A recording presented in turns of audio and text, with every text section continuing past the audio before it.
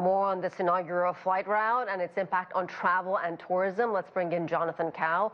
He's Managing Director of North Asia at BCD Travel. So, Jonathan, why do you think this is such a big deal?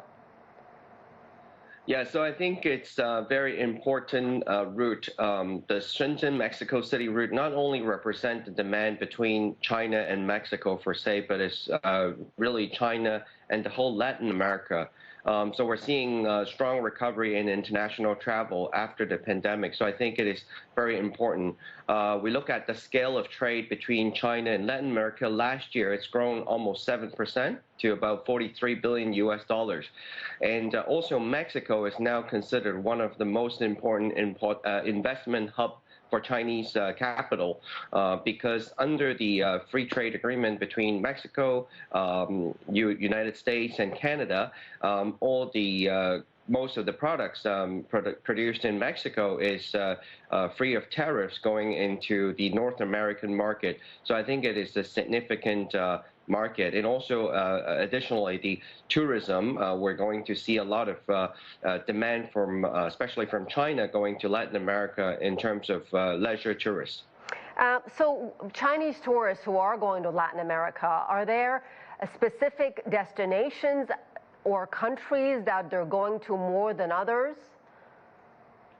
Yeah, so I think definitely the major markets like Mexico, Peru, Chile, Argentina, Ecuador, and Bolivia. So I think these countries provide either a visa-free policy or a very simplified visa, so it's easy for Chinese tourists. And additionally, also Cuba, it's been on the news recently because it's provided visa-free travel for Chinese tourists as well. So although it's not going from Miami to Cuba, Havana is probably closer, but you know the U.S. flights has been quite limited between China and the U.S. since the pandemic. We're only at about 35%, so I think it provides an alternative from travelers in China.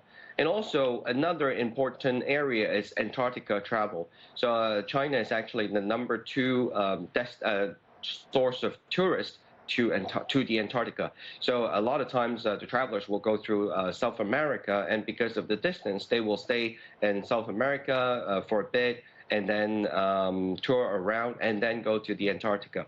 So for Latin Americans who are going to China, where are they going? Is it places like Shanghai, Shenzhen, Beijing? Is it mostly urban areas, or are they also venturing out in more rural regions as well? Yeah, so I think for the first-time travelers, definitely focusing on the large cities like Shanghai, Beijing, Guangzhou, and then Chengdu, Hangzhou. But for those travelers from Latin America who are more familiar with China, they may want to see something more off the beaten track. So like Xi'an and Xiamen and some of the other very nice cities around China. It's a very big country, so there's lots to offer. And I'm sure the cuisine is also part of the draw. Yes, definitely. So I think it's part of the package, the experience you have in China with all these different type of cuisines that you can experience easily. All right. We could talk about this all day long, but we're out of time. Jonathan Cao, thank you very, very much.